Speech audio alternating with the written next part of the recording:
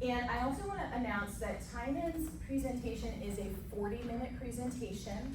We recognize that it wasn't quite advertised that way, so Tynan will be stopping at the 20-minute mark, and if you need to leave to go to another presentation or some other commitment, we understand, okay? Yeah, and I understand there's also poster presentations. So yes, thank you so much for being here. This past fall, I did a presentation on human connections, and I talked a lot about the research behind it and everything, and so this one I decided to do more of a workshop. So while everything I say does have a bit of research behind it, the goal of today is how can we apply human connections in our own lives and build deeper, more meaningful connections. So with this, I'd like you to start thinking about kind of the human connections we have in our lives. So I have two questions for you to think about. If you were 99 years old and on your deathbed and were given a chance to come back to today, what would you do right now? And the next one is, who do you want to be?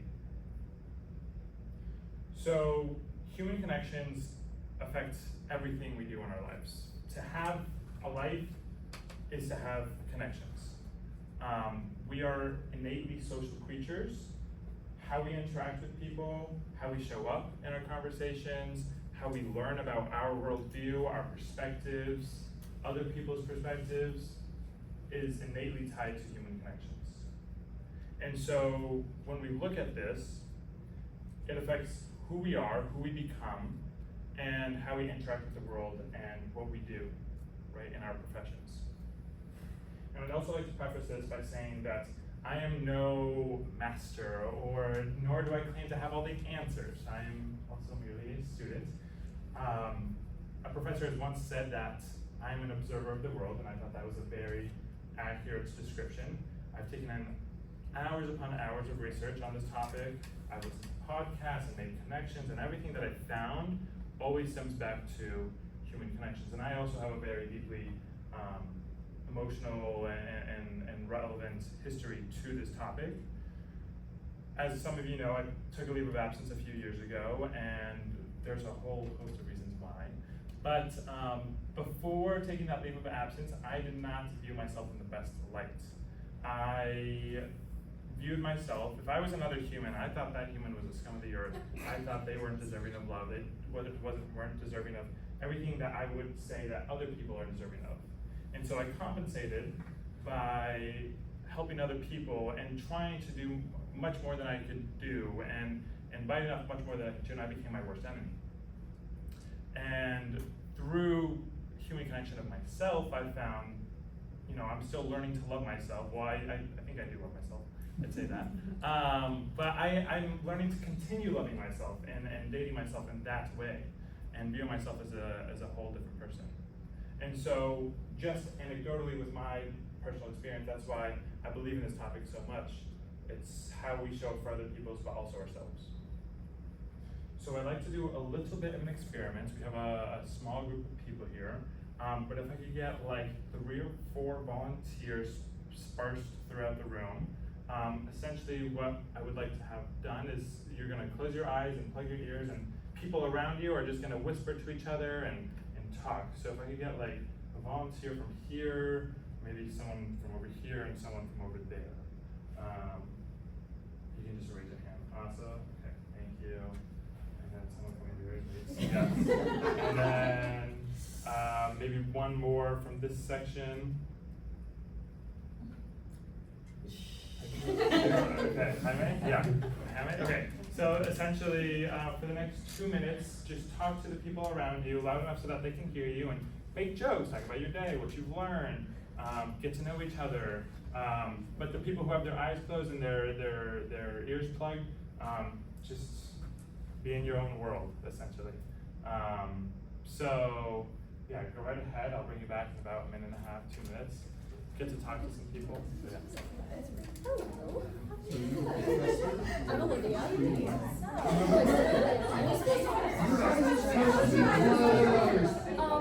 Pretty good. I also watched some other presentations. I'm going to be running out of this one early to get to work. No, you actually get that for you. You can.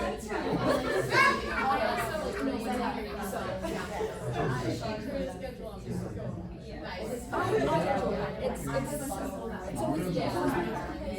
You're- It's even when I'm not working, I'm You're- in there. Adjunct. And it looks like it's here to stay. Adjunct B.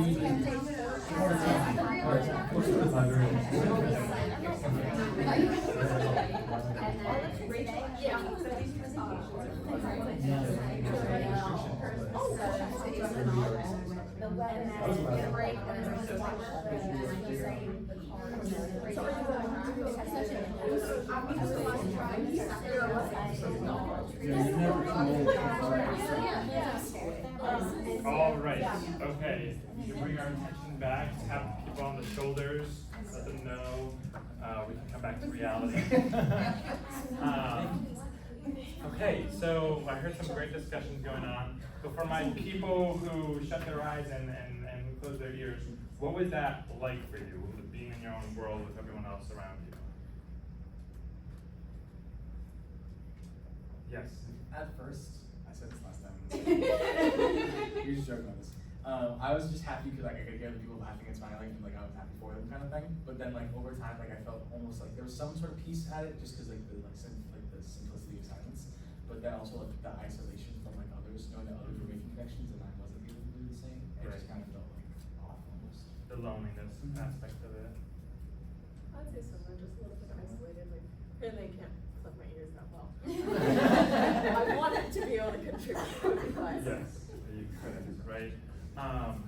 So with this aspect, human connections play a role to these deeper emotional things, right? And we have historically seen aspects such as depression, addiction, and anxiety as social factors for how we can alleviate or how they're caused. And we have since medicalized them to say there's biological processes and this is how it's done. And while that is true, it's not 100% of the cases. A large portion of the cases of depression, anxiety, and all other mental factors can be explained through our connections and our belongingness in our environment. Many research has shown this as well. One example, Portugal, I like to think about. So they decriminalized all drugs, and they took people who were in jail solely for drugs, they took them out, and they spent all that money that they would have done on drugs, and they contributed them to helping them acclimate to society and get some jobs in car mechanics or whatever. And 15 years later, they found obesity's down, addictions down, HIV's down, all these things because the people reported higher levels of connection with their community, and they felt that they were able to give back. And so we see that there's a lot of negative effects when we feel isolated. And this is just a short example of it, right? But if we extrapolate it, if we feel that feeling every single day, all the time, then it's understandable why we may turn to some unhealthy habits. But enough of the sad stuff. Okay, let's talk about some happy stuff. Yay.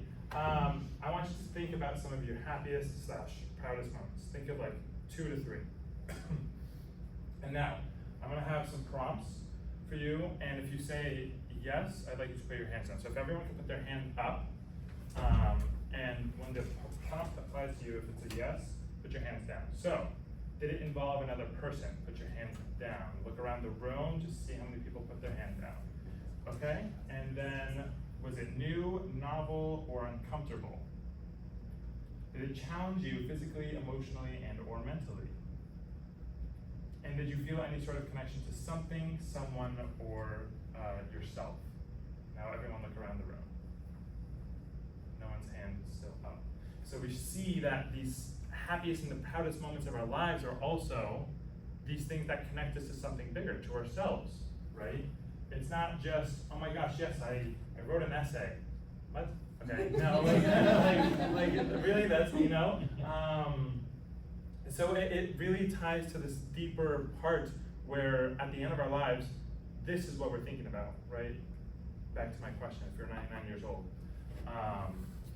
And a lot of research also shows this. Two studies I'll talk about briefly. One was done by Harvard, or is still done by Harvard. It's the longest standing study. It started, I believe, in the 1930s.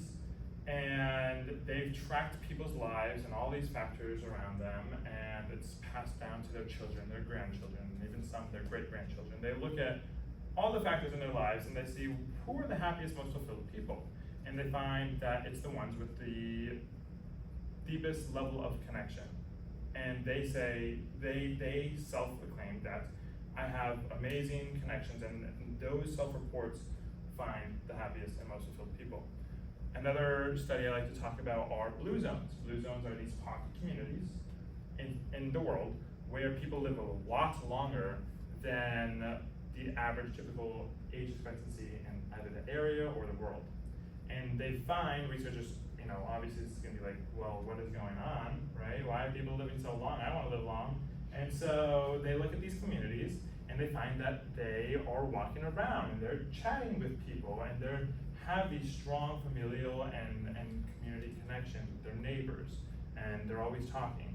And so not only do these human connections explain, some of the most negative aspects of our existence, but also some of the most positive ones.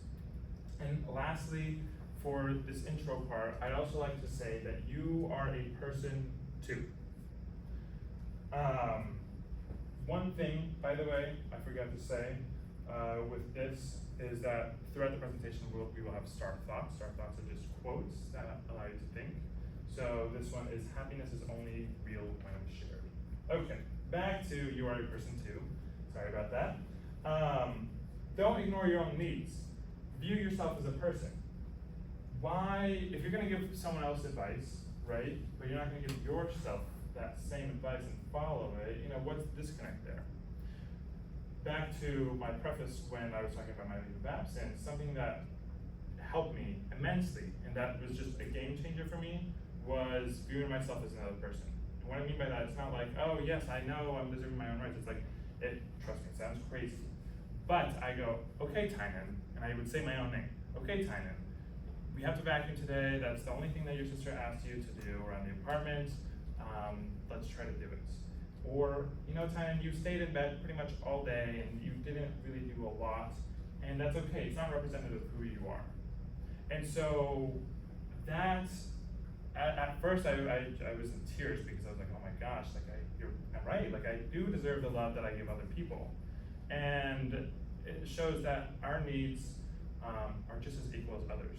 And when we say our own name and practice that, we can see that we feel much more deserving of the love that we give other people. And it's, again, human connections is not just with other people, it's with yourself as well. Start thought, what is right with you is more powerful than anything wrong with you. Okay, there are no strangers in this room, only friends you haven't met yet. This leads me to my next portion. So, I'd like you guys to get up and find someone that you don't really know in this room and get to know who they are for 90 seconds. I know that's a big ask, talking, right, it's crazy.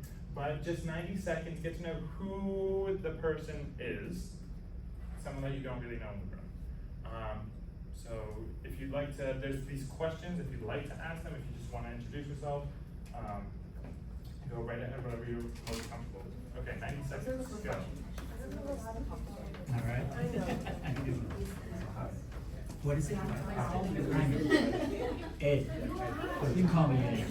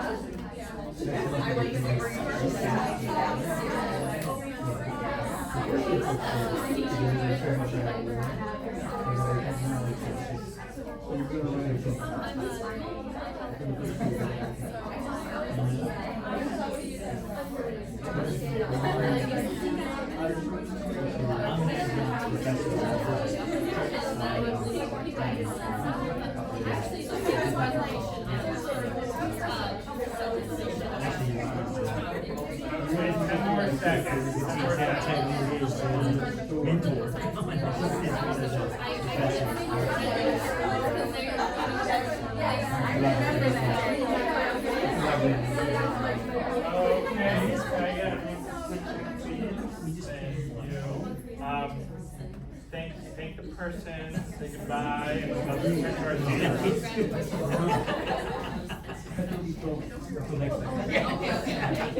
seat.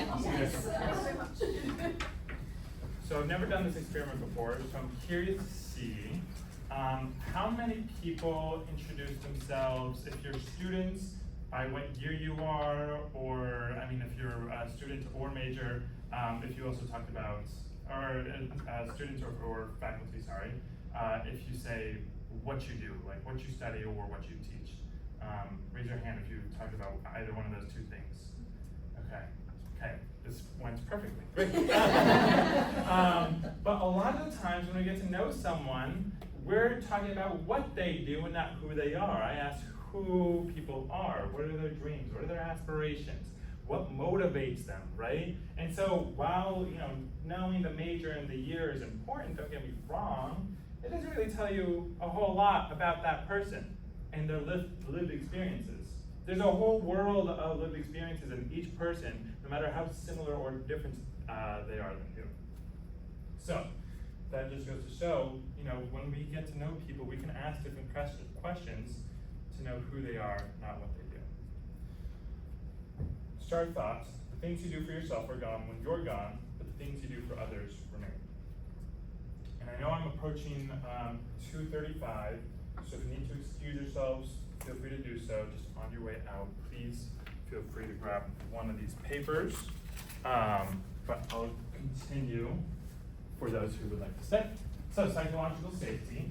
This is a concept essentially about the feeling we get when we are comfortable enough to embrace our own discomforts and feel comfortable being ourselves and making mistakes in front of other people, right? And so psychological safety has been, have a good day, thank you. Psychological safety has been shown to drastically improve how we connect with other people. When we approach conversations as, hey, we're human too, we make mistakes, people feel more comfortable sharing their mistakes, and they feel more comfortable showing who they are. And admitting our mistakes is not weakness. Let's also get that out of the way.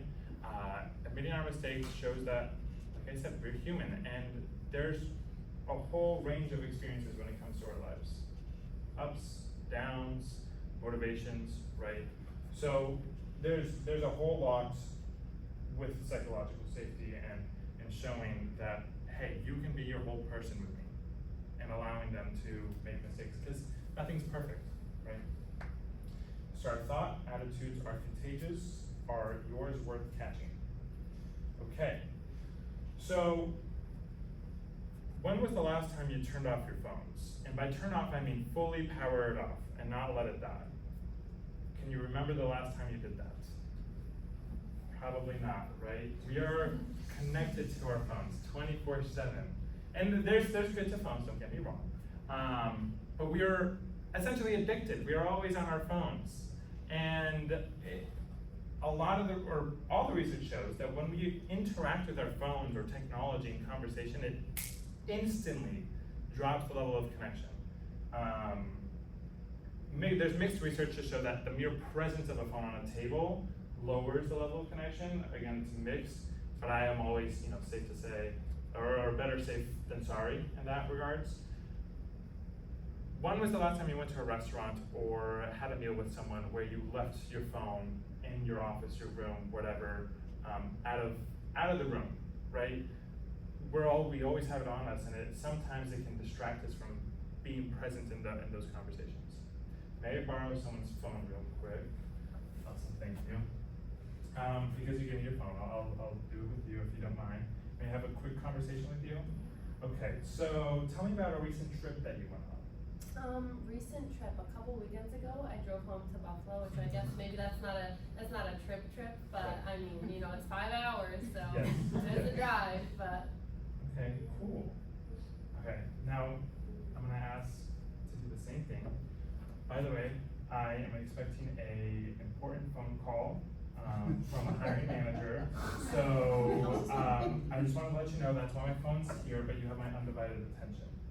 All right, so tell me about something you did over this past weekend. This past weekend, I actually got the flu and I No. had fever all weekend, so I just stayed in my dorm That's terrible. and ate ice cream and chicken noodle Oh, soup. what So it was flavor of kind ice cream?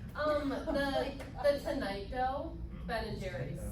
What's the Tonight Dough? The Tonight Dough is Jimmy Fallon's Ben and Jerry's flavor. Ah. And it's like chocolate, vanilla, brownie. Right. It's kind of like, I don't know, it just has everything in there. It's Yeah. yummy. All right, thank you so much. But notice in those two conversations, one, I think I was paying attention, but it may seem as though to everyone else I was not. I mean, I took photos on her phone. So I enjoyed those. Thank you. But I was listening to, you went to a family trip to Buffalo, something like that. Right, even me, I was trying to pay attention, but at the same time it's hard when I have the technology. Versus, I say, this is why I need the technology here, but you have my undivided attention, and there's a lot more give and take there, right?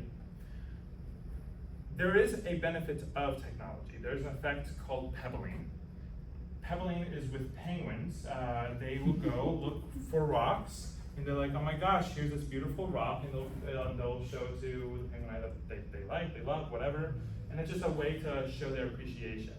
Similarly with technology, we can do the same thing with memes, right? So with stuff we see on social media, that's a way to continue our connections with people. Not a way is to deepen it, but just to continue it. And so in that way, we can utilize technology to continue and deepen those connections. Be like, hey, I was just thinking of you. How are things going? I haven't heard from you in a while. And actually text people when you think of them. If you see something, how much would it warm your heart if someone that you knew took a picture of something and was like, hey, just thinking of you, hope you're doing well, right? So in that way, we can utilize technology for amazing Can I connections. ask a question? Of course you can. So I kind of made a mental note to when I think of somebody to just send them a note. Mm-hmm. And then I stopped myself because I thought it might come off as creepy. Yes. Like if it's like my college roommate who I don't see, I feel like no problem. Mm-hmm. But if it's like, a student, Correct. could be creepy. Yes, yeah. Yeah. So Sometimes. like, how do you, I'm just saying, unless people just know, she's one of those people, just sends you random notes, she does it to everyone. But Yes. unless you establish that, Correct. I kind of feel like socially. Correct. There's a correct form. Sometimes the students' emails a lot better than text. But it's also, setting the boundary of being like, hey, just so you know, I do this to practice, appreciation for other people and whatever. Okay, you could add So, that in yeah, right, and in the Watch first me one. not being creepy, right? Yeah. And I'm the type of person who I would be like, listen, I promise I'm not creepy. This is just my way of showing my appreciation for you as a person. I don't know, that's even And- more creepy. Well, I'm gonna work on that time then, I'm gonna come back thank to you, it. yes, we'll talk. But yes, better questions, meaningful conversations. It's okay, thank you. No, but yes. Originally when I was practicing this presentation, I would talk about all these points one by one, but I'm gonna show all these, and some of them are self-explanatory. So, open your mind. Actively listen. Go on, tell me more. What do I not know about you? Don't ask why questions. We'll touch on that. View answers as doors. Don't be automatic. Thought-provoking prompts and practice. So these are just some of the many, many tools in a large toolbox that you can use in conversations. So let's go through them. Open your mind. Like I said before, there's a whole world of perspectives and experiences that you have no idea about. Even with people that you grew up with, they've gone to be their own person. They view the world completely differently than you in some regards. Actively listen. Nod your head. Yes. Think about what they're saying. Don't just think to respond. Think about what that tells you about them. Go on telling more. These are my favorite, like by far, this is my bread and butter right here. In my conversations, I love using go on, tell me more. That is who I am. I'm like, if someone says something, like go on, tell me, So that, I love that. And it allows them to explain and elaborate and share more of who they are. What do I not know about you? When I said we grow up with people, we may think, oh my gosh, I live with this person, I work with this person, but for example, as a faculty member, you view students and other faculty in different lights, and you see, oh, students do all these other activities. And I know you are all amazing faculty, but sometimes connecting with other folks of like, what do you do in your spare time or free time? And not asking everyone, because I know that's a little invasive, but if you wanted to get to know them more as people, viewing them in different lights. Don't ask why questions. This may be like, what do you mean? Why questions are emotional questions. And so there's, again, mixed research on this, but we know that the language part and the emotional part of our brain are two separate parts. And so when we're in highly emotional conversations asking why questions, essentially elicit more emotional responses. And so changing it to be, what is it about?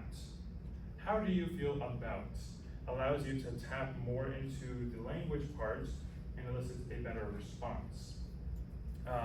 And so there are places for why questions, don't get me wrong, but changing it to what is it about allows them to be more tangible. View answers as doors. I like to view conversations as infinite hallways, or at least a hallway that you're exploring that has an infinite length. And you can open up conversations through these doors. With our ice cream example, I was like, oh, what kind of ice cream? And we could go down this Jimmy Fallon door. I have actually once met Jimmy Fallon, we could go down that door, right? And it leads into other hallways. And so viewing everything that they're saying as, oh, I can explore this.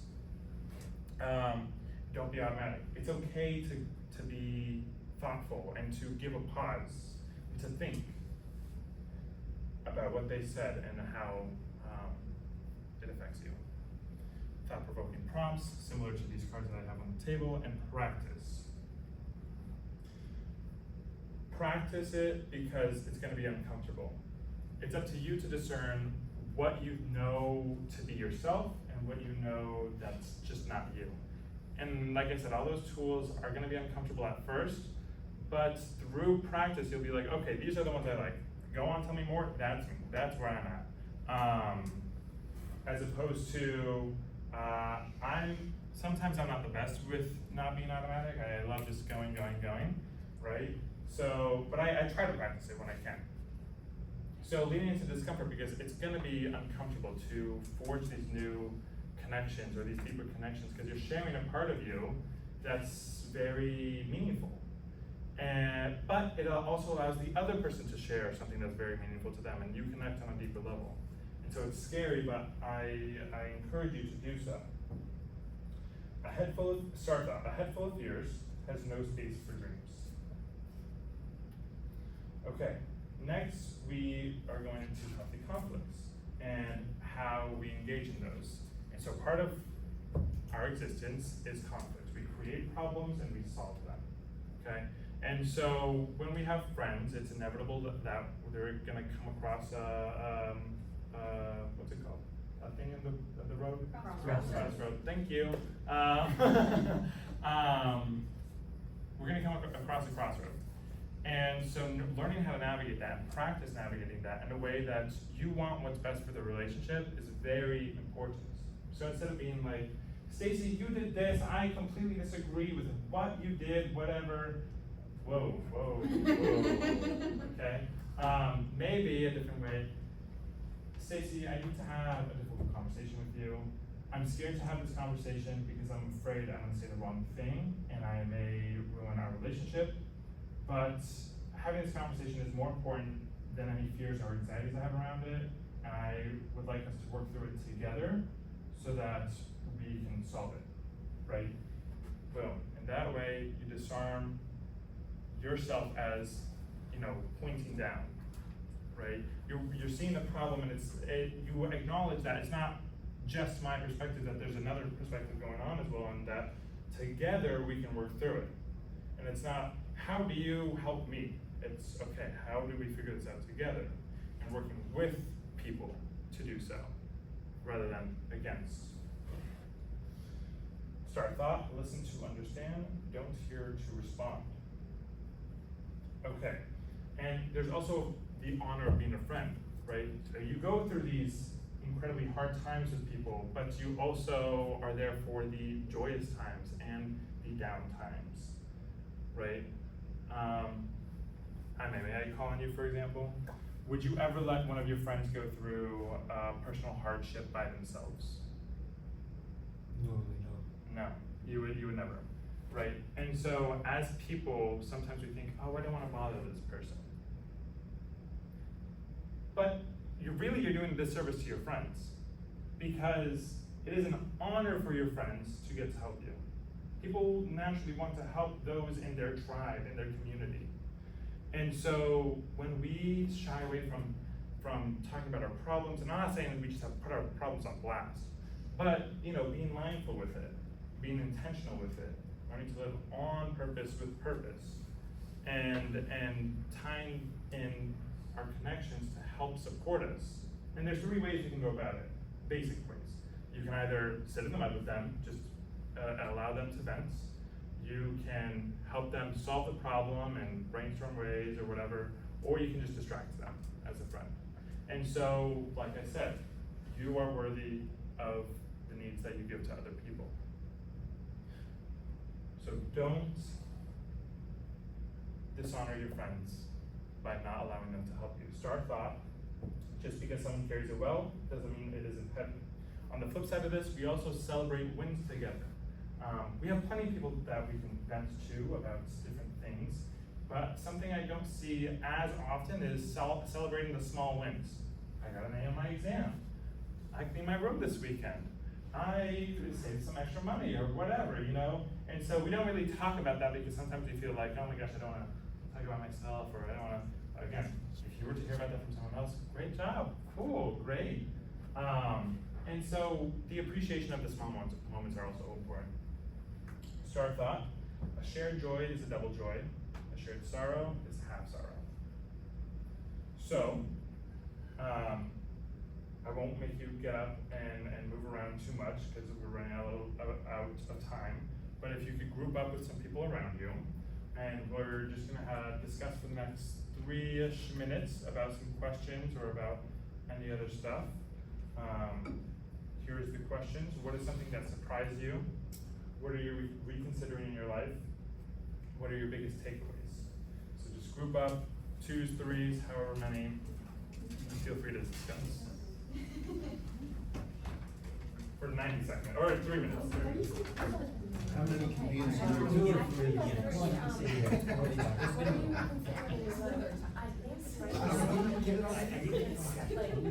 Very great space. I think about presentation.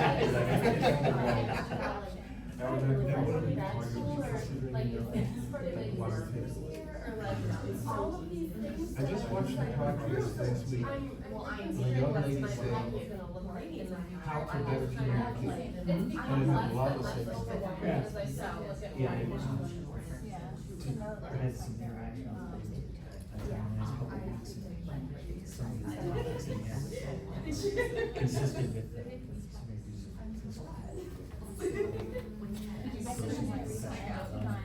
And so some of it's like healthy conflict. And you right out of it. Right out of the playbook. Whenever we're having meetings and stuff. Yeah. It's like, And you can always find people that don't get along. yes. Well, sometimes you just an exercise that feels like most of the guys like most of you show something in the channel. I do agree with it. 100%. So why dwell with sweat? Like, yeah, let's talk about what the one is you can do. Stuff like that. And then we'll work through the other stuff.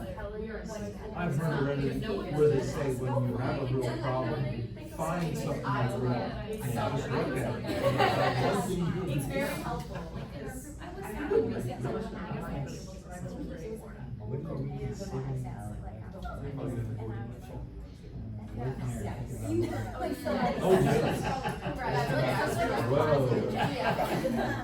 That's so funny that you pulled out the Okay. 4 or 5 years ago. Yeah. And we're like, okay. Well, they said some people lose just because of toxins. Oh, well, that was part of it. This is more for families. The next one is gonna be. Where our retirement benefits. We found 6. Also cold and water. I heard Florida's not the big Texas used to be. Alright, 15 more seconds to start to wrap it up. Biggest takeaway. To me, the biggest takeaway was when he said that he was having issues and talked to himself, and that helped. Yeah. I've never heard that before. Usually when you say you talk to yourself, it's not good. Alright, okay. So ultimately, this is what I believe in. This is, I was talking with someone, and it's similar to a flower where you start with human connections. It is the bead, the seed, whatever you want, and everything grows from there. Everything can be traced back down to human connections, but it also stems and grows from there. And so it's up to us as humans in this world to cultivate it and make sure it's nurtured and cared for, and that it blossoms and leads to amazing outcomes. Because if we don't, then these flowers don't grow, and our society as a whole, well, yes, environment. If all the plants die, that's not good, right? So let's try to make as many plants and human connections as possible.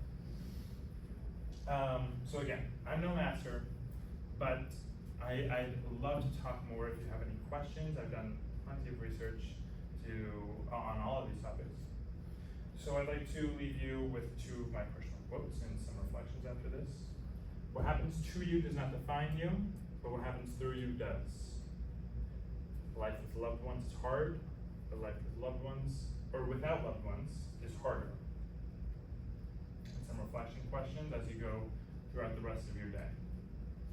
If you were 99 years old and on your deathbed, and you were given a chance to come back to today, what would you do right now? What is one change you can make today to prioritize your relationships? What current or former stranger has radically changed your life? What have you reconsidered / realized? Who do you want to be? Some well-being resources. Thank you. Questions?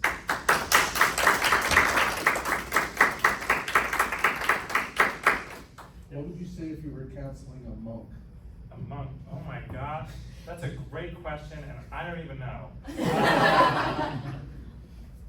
I don't know if I was. Live in intentional community, even monastic life is very communal, isn't it? Yeah, correct. Yeah, and they're very down to earth and grounded. I don't even know how I would counsel a monk. I would have questions for the monk. I would be like, tell me how you live your life. Or if you find someone who's an introvert, Yeah. An introvert. they get their energy from being alone. Correct. Which not all introverts get their energy from being alone. There's some who like spending time with certain people. Yes, and so that's another aspect of introverts. So there's 4 or 5, I believe, parts of being an introvert, and that's like one of them. But for being an introvert, it's learning, what brings joy to yourself. When I talk about human connections, it's not only human connections with others. Some people love to have connections with threads online and whatnot, or their animals that they care for, whether it be a farm or a pet. So those are also other forms of human connections. But yeah, I don't know how I would counsel one. I feel drastically inferior. Any other questions? Yes. How did you counsel Stacy again with the, oh, we're gonna have a difficult conversation? And then So- I try to steal that. Oh, yes, essentially, you say, hey, I need to have a difficult conversation, and then because they're not always good, so you say, you know, I am scared because of X, Y, Z. For me, I am always scared that I'm gonna cause some sort of tension or harm in the relationship. But then you also say, this relationship is important to me, and that any fears that I have shouldn't matter if it's really that important.